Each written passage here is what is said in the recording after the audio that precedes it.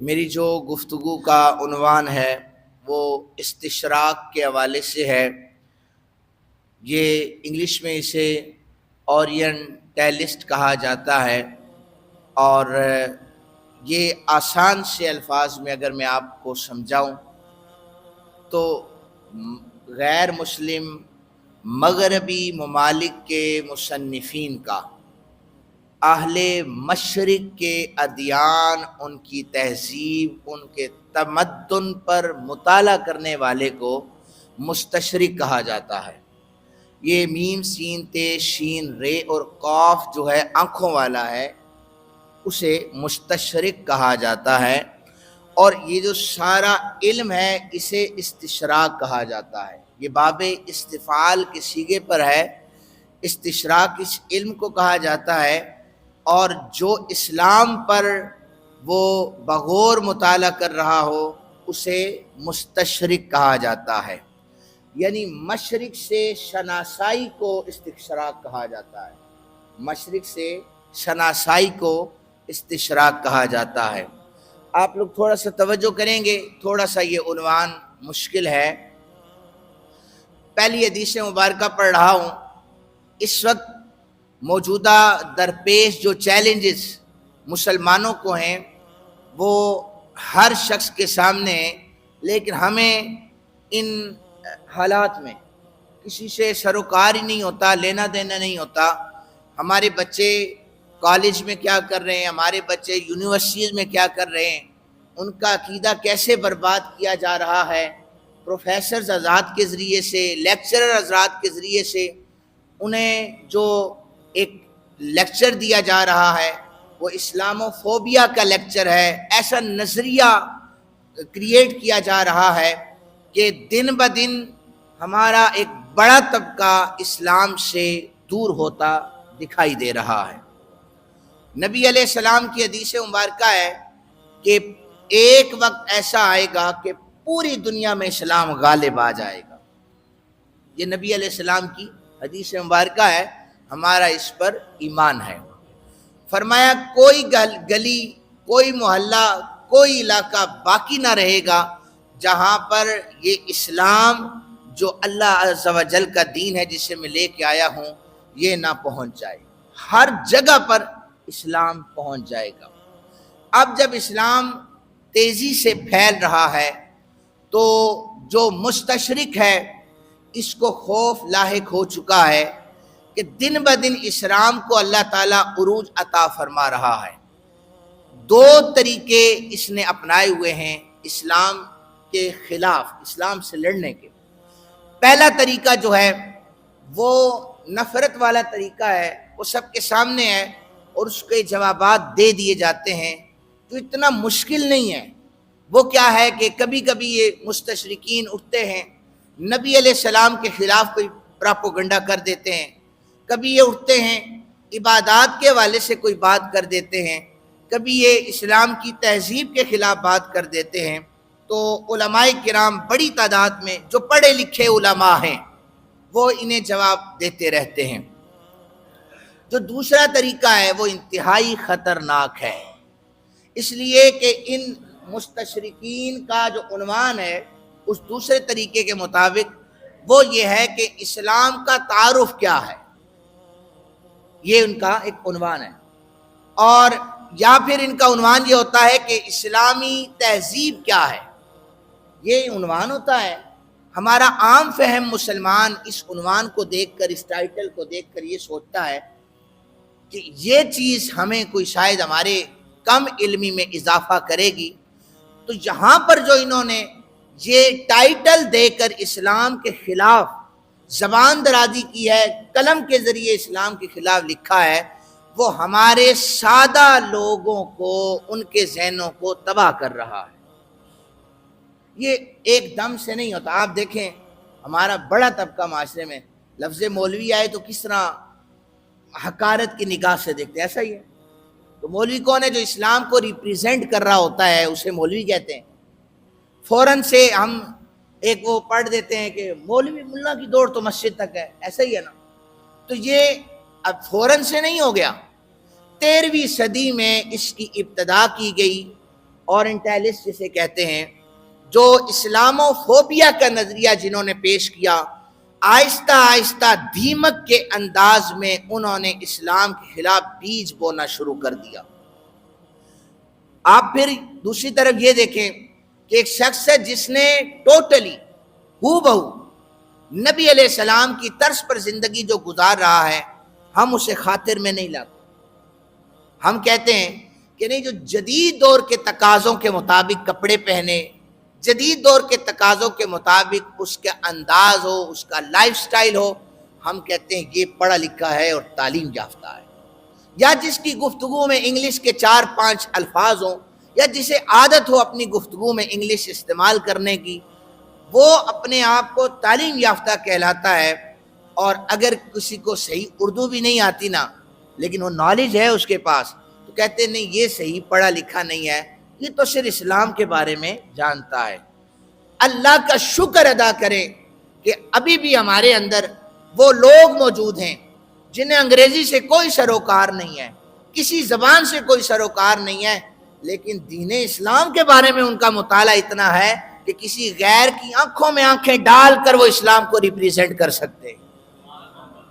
یہ یاد رکھیے گا، یہ ان لوگوں کی برکتوں کی وجہ سے ہے، ورنہ ہمارا لبرل طبقہ جو پہلے سے یہ دماغ کچے لے کے بیٹھا ہوا ہے، جب ایک مستشرق اس کے سامنے اسلام کی غلط تشریح کرے گا تو وہ تو فوراً سے اسی رستے پر چلنا شروع کر دے گا۔ سامعین محترم، ایک حدیث پاک پر اعتراض مستشرقین کی طرف سے ہے۔ ایک رائٹر مستشرق یہ لکھتا ہے کہ ہم حدیث کو قابل اعتماد نہیں مانتے۔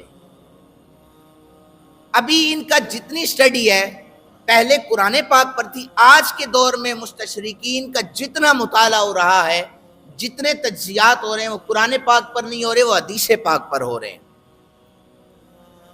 ان کا نظریہ یہ ہے کہ ہم حدیث پاک کو اس لیے نہیں مانتے کہ حدیث پاک کی جو تدوین ہے یہ نبی علیہ السلام کے دور میں نہیں ہوئی، یہ نبی علیہ السلام کے ظاہری وصال مبارک کے 1 سال بعد شروع کی گئی ہے۔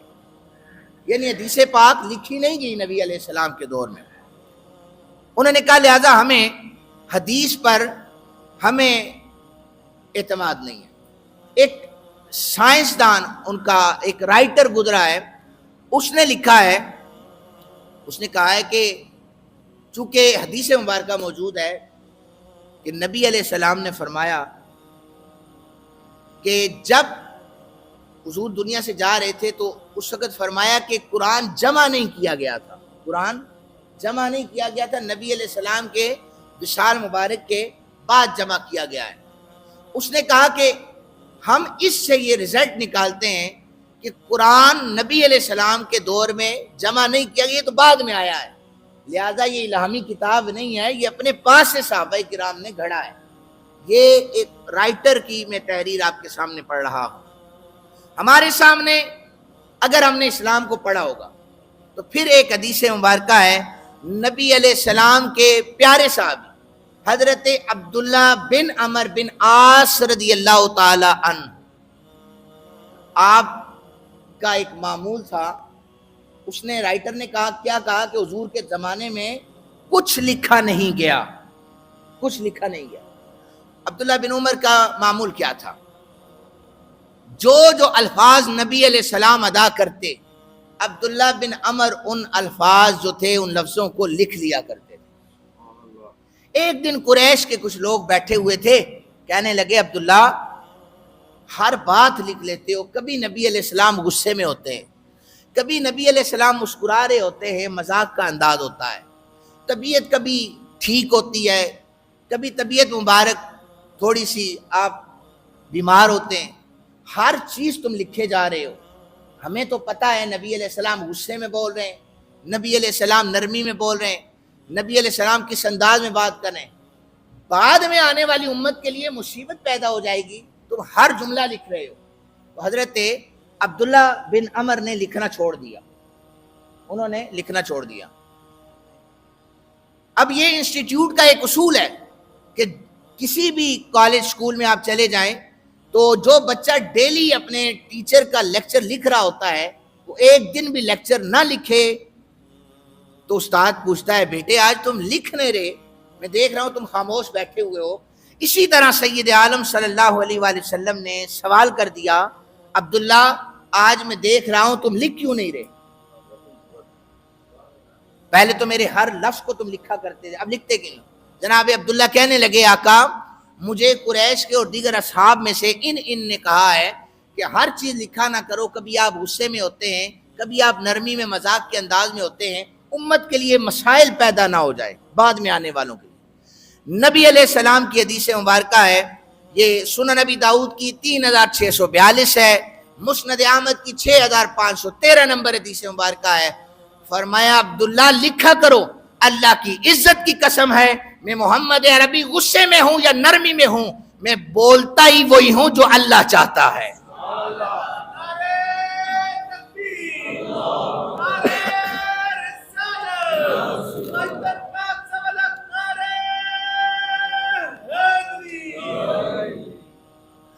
سامعین محترم، میں عرض کر رہا تھا یہ تو ایک دلیل میں نے جو صحابہ کرام رضوان اللہ تعالی عنہم اجمعین کے زمانے مبارک سے دی ہے. اسلام کے عروج کو دیکھتے ہوئے اس وقت مغرب بڑی تعداد میں پریشان بیٹھا ہوا ہے. ایسے ایسے عنوانات کی غلط تشریح اسلام کے سامنے وہ پیش کر رہا ہے کہ جس کی مثال اگر آپ کو سامنے پیش کی جائے، کئی میں نے ابھی اسٹڈی کر رہا تھا، میں نے چیزیں اکثر دیکھی ہیں، میں نے سوچا ہے کہ اگر میں ان کو بیان کروں ہو سکتا ہے اجویری مسجد والے کی تو ہم نئی چیز سن رہے ہیں. ہمارے علماء اگر منبر و محراب سے صرف یہی ثابت کرتے رہے نا کہ 40واں ثابت کر رہے ہیں، 11ویں ثابت کر رہے ہیں، میلاد، دم درود، انہی کو ثابت کرتے رہے، اللہ کی عزت کی قسم ہے غیر ان چیزوں کو دیکھ ہی نہیں رہا. یہ چیزیں اپنی جگہ پر جائز ہیں، یہ بھی یاد رکھیں، یہ چیزیں اپنی جگہ پر جائز ہیں، لیکن علماء اگر اسی طرز کو زندہ رکھتے ہوئے چلتے رہے. اور میں تو اکثر ہی کہتا ہوں منبر پر بیٹھنے والا وہ درس نظامی کی سند اس کے پاس ضرور ہونی چاہیے تاکہ اسے پتا ہو اس منبر کے تقاضے کیا ہیں. یہ یاد رکھیے گا. اس وقت جو درپیش چیلنجز ہمارے سامنے ہیں، جب وہ سامنے آتے ہیں تو پھر عام فہم لوگ بھی اسی سب میں کھڑے ہوتے ہیں، اور جو علماء روایتی انداز میں گفتگو کرتے رہتے ہیں، تقاریر کرتے رہتے ہیں، انہیں بھی اتنا نالج اس بات کا نہیں ہوتا کہ کس انداز سے انہیں جواب دیا جائے. بہرحال پھر بھی مطالعہ کرتے ہوئے کچھ چیزیں میرے دماغ سے ایسی گزری، میں نے کہا کہ وہ آپ کے سامنے نہ کی جائیں. اس مستشرق کا عقیدہ کیا ہے؟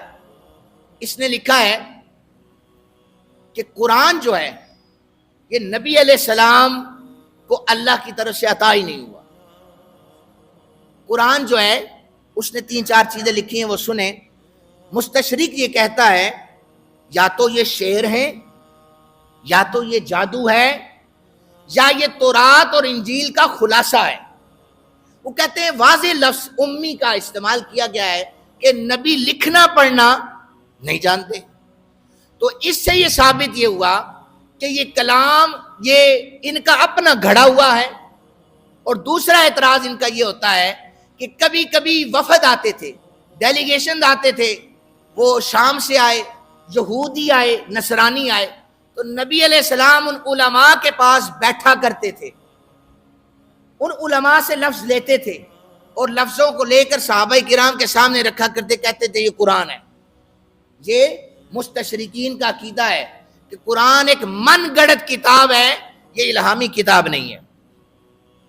قربان جائیں، اللہ عز و جل نے ان کے اس انداز کو پرکھا ہوا تھا. قرآن حکیم میں جب انہوں نے شاعر کہا، انہوں نے کہا یہ جادو ہے، یہ تورات اور انجیل کا خلاصہ ہے. قرآن حکیم سیدنا جبریل علیہ السلام لے کر نازل ہو گئے. ام یقولون افترا، اے محمد عربی صلی اللہ علیہ وآلہ وسلم، یہ تمہیں کہتے ہیں کہ قرآن گھڑ لیا گیا ہے، ان سے کہہ دو کہ کل فاتو بصورت مثلی، ہم حرم پاک پر ایک صورت کو لٹکا دیتے ہیں، اس सूरत के नहीं, एक लफ्ज के बराबर अगर हिम्मत है तो लेके आ जाओ।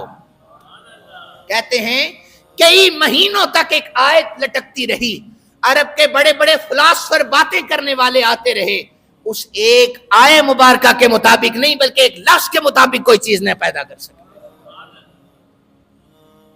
मेरे मोहतरम, अगर उनका नजरिया था मुस्तशरिकीन का कि जादू है, तो उनके पास बड़े बड़े राहिब थे, वो सीख सकते थे। उनका नजरिया था ये यहूद और नसारा से सीखे हुए अल्फाज हैं, तो वो सीख लेते। उनके उलमा थे, तो लफ्ज सीखने के बाद वो भी आकर नीचे लिख लेते कि हाँ, अगर इन्ना आतैना कल कौसर लिखी हुई है, हम भी अपनी तरफ से एक आयत लिख रहे हैं, क्योंकि ये तो मोहम्मद अरबी का गढ़ा हुआ कलाम है, हम भी अपनी तरफ से गढ़ रहे हैं। मुफस्सिरीन ने लिखा है कई महीनों तक इन्ना आतैना कल कौसर, ये सूरह मुबारक हरम पाक पे लटकती रही। मजबूर होके उन्होंने लिखा, अल्लाह की इज्जत की कसम है, ये किसी बशर का कलाम नहीं है, ये खुदा का कलाम है।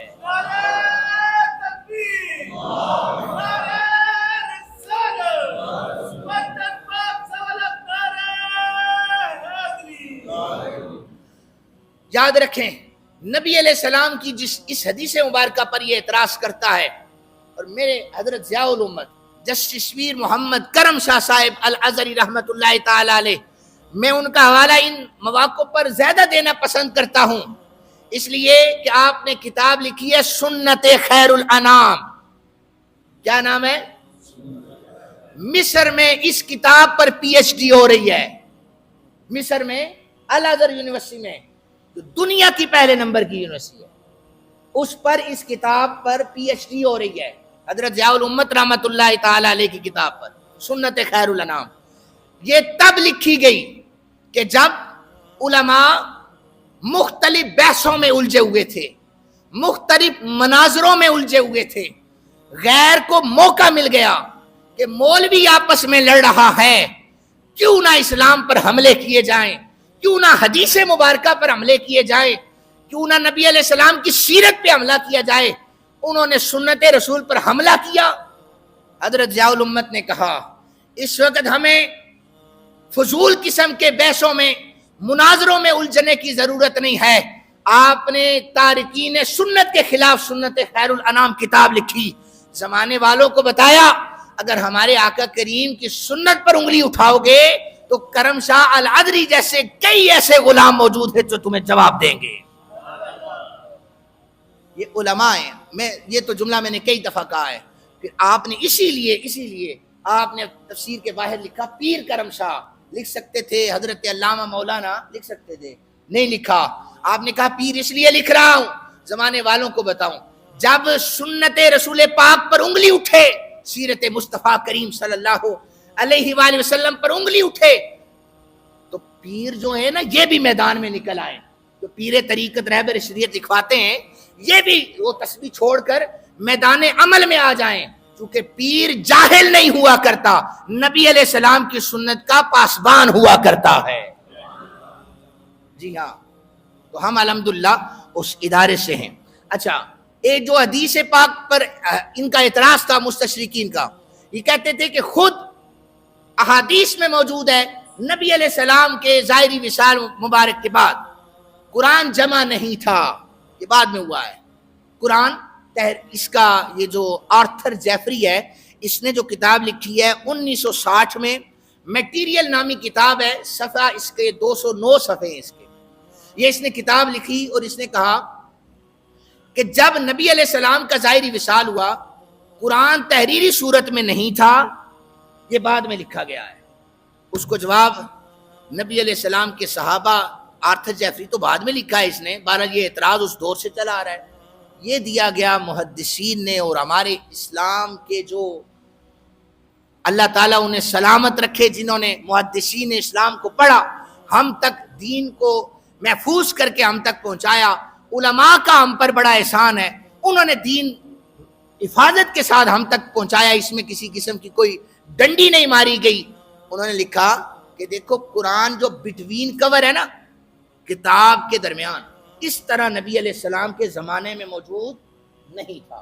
नबी अलैहिस्सलाम के ज़माने में कवर में मौजूद नहीं था, लेकिन مختلف جگہوں پر لکھا ہوا موجود تھا. یہ کہتے ہیں کہ لکھا ہوا نہیں تھا، لکھا ہوا تھا، جمع شدہ نہیں تھا. جناب صدیق اکبر رضی اللہ تعالیٰ عنہ کا زمانہ آیا، آپ نے 4 انصاری صحابہ کرام کی ڈیوٹی لگا دی، آپ نے اس قرآن کو جمع کرنا ہے. میں نام لے رہا ہوں. انصاری صحابہ میں ایک قاری القرہ ابی بن کعب رضی اللہ تعالیٰ عنہ کی ذات مبارکہ ہے، ایک حضرت معاذ بن جبل رضی اللہ تعالیٰ عنہ کی ذات ہے، ایک حضرت زید بن ثابت رضی اللہ تعالیٰ عنہ کی ذات ہے، ایک نبی علیہ السلام کے صحابی حضرت ابو زید رضی اللہ تعالیٰ عنہ کی ذات ہے. چاروں انصاری صحابی ہیں، انہوں نے بیٹھ کر قرآن پاک کو جمع کیا اور جناب سیدنا ابو بکر پاک کے سامنے پیش کر دیا. لہذا تحریر تھا نبی علیہ السلام کے زمانے میں، جمع نہیں تھا. جمع کیا گیا سیدنا صدیق اکبر رضی اللہ تعالیٰ عنہ نے. اور اس کے بعد جو پھر مزید قرآن پاک کے حوالے سے رکوع کس جگہ پر ہے، کس جگہ پر قرآن پاک کا پہلا پاؤ ہے، سکتہ کہاں پر ہے، صحابہ کرام کی بڑی جماعت نے بیٹھ کر سیدنا عثمان غنی ذو النورین رضی اللہ تعالیٰ عنہ کے زمانے میں قرآن پاک کو جمع کیا. میں آپ کو یہاں پہ آپ کے نالج کے لیے بتاؤں، پہلے شاید بتایا ہو، آپ قرآن پاک پڑھتے ہیں، آپ کہتے ہیں 1 رکوع ہو گیا، 2 رکوع ہو گئے. جہاں پر رکوع ہوتا ہے اس کے باہر آئین لکھا ہوا ہوتا ہے، آئین لکھا ہوا دیکھا ہے، لکھا ہوتا ہے، اس کو ہم رکوع بولتے ہیں. اس آئین سے مراد بالکل کسی قسم کی لگی لپٹی نہیں، اس آئین سے مراد حضرت عثمان غنی کی ذات مبارکہ ہے. جی ہاں، مفسرین کہتے ہیں کہ جب سیدنا عثمان غنی لکھ رہے تھے، قرآن پاک جمع کر رہے تھے، جہاں کہیں پر رکنا ہوتا، تھک جاتے، وہاں پر وہ نشانی کے طور پر آئین لکھ دیا کرتے تھے، اسے ہم رکوع کہتے ہیں. نشانی کے طور پر آئین لکھا کرتے تھے. آج زمانہ سیدنا عثمان غنی کے خلاف ہو جائے، وہ ہوتا رہے، آپ ہر جگہ سے صحابہ کو نکال سکتے ہو. قرآن پاک میں سے اس آئین کو نکال کے دکھاؤ جو آیات کے اندر نہیں ہے، حاشیے کے باہر لکھا ہوا ہے. سامعین محترم، ویسے تو یہ عنوان اتنا طویل ہے کہ صرف 30 منٹ میں بیان نہیں ہو سکتا، لیکن میں نے چاہا کہ کچھ آپ کو یہ بتاؤں کہ اس وقت اسلام کے خلاف جو سازشیں ہو رہی ہیں وہ کس طریقے سے دیمک کی طرح ہمارے بچوں کے اندر، ہمارے جوانوں کے اندر سرایت کر رہی ہیں. ان کا مقصد اور ان کا مشن کیا ہے؟ ذہنی اور فکری طور پر مسلمانوں کو اپنے تابع کر لینا، مسلمانوں کو اپنا غلام بنا لینا. نفسیاتی طور پر دیکھیں، جب کوئی مسلمان اپنی تہذیب کے یا کوئی قوم اپنی تہذیب کے خلاف زندگی گزارنا شروع کر دے تو دوسری جو قومیں ہوتی ہیں اس پر غالب آ جاتی ہیں. ہمیں تو اللہ نے وہ اسلام عطا کیا ہے، وہ سچا مذہب عطا کیا ہے کہ جتنا شکر ادا کیا جائے اتنا کم ہے. یہ اللہ تعالیٰ کا شکر ادا کیا کریں. ہمارے سامنے نبی علیہ السلام کا یہ فرمان ہے، بے شک سب سے سچا مذہب اسلام ہے. ورنہ مشرق میں بت مت بھی تھے، سکھ بھی تھے اور دیگر مذاہب بھی آباد تھے. مستشرقین نے ان پر مطالعہ نہیں کیا، ان پر کوئی تجزیہ نہیں کیا. حالانکہ مستشرق کی جو تعریف میں نے پیش کی ہے وہ یہ ہے کہ مغربی لوگوں کی مشرقی لوگوں کے مذاہب، تہذیب و تمدن پر ریسرچ کرنا، ان کا مطالعہ کرنا مستشرق کہلاتا ہے. لیکن انہوں نے نہ بدھ مت کو چھیڑا، نہ انہوں نے جین مت کو چھیڑا، نہ انہوں نے سکھوں کو چھیڑا، نہ انہوں نے یہود و نصارہ کو چھیڑا. انہوں نے صرف اسلام کو چھوڑا. کیوں؟ ان کا ایک ہی نظریہ تھا، یہ فاقہ کش جو موت سے ڈرتا نہیں، ذرا روح محمد ان کے بدن سے نکال دو. اسلام کو دے کر فرنگی تخیلات، اسلام کو حجاز و یمن سے نکال دو. وہ نکالنا چاہتا ہے اسلام کو. آپ اپنے بچوں کو اسلامی لٹریچر دیں. آپ اپنے بچوں کے ہاتھوں میں جو موبائل ہے، چیک اینڈ بیلنس یہ رکھے کہ ہمارا بچہ کہیں پر ملحدین کے ہاتھوں تو نہیں چڑھ گیا، ایتھیسٹ کے ہاتھوں تو نہیں چڑھ گیا، کہیں ہمارا بچہ سوال تو نہیں کر رہا. علامہ صاحب ہمیں یہ بتائیں اللہ کو کس نے پیدا کیا ہے؟ یہ سوالات مجھ سے بھی ہوا ہے. ہمیں یہ بتائیں اللہ کو کس نے پیدا کیا ہے؟ یہ صرف سوشل میڈیا کی نیگیٹیوٹی ہے جس کی وجہ سے ہمارا جوان خراب ہو رہا ہے. نبی علیہ السلام نے فرمایا کہ جب ایسے سوالات ذہنوں میں جنم لیں اللہ سے پناہ مانگا کریں. یہ شیطانی سوالات ہوتے ہیں، یہ دہریانہ سوالات ہوتے ہیں. اس لیے خود بھی تیار رہیں، اس وقت جو درپیش چیلنجز ہیں ان کا مقابلہ کرنے کے لیے اچھی یونیورسٹیز کا انتخاب کیا جائے، اپنے بچوں کی تعلیم پر فوکس کیا جائے۔ اللہ عز و جل ہمیں اسلام پر قائم و دائم رہنے کی توفیق عطا فرمائے۔ وما علینا الا البلاغ۔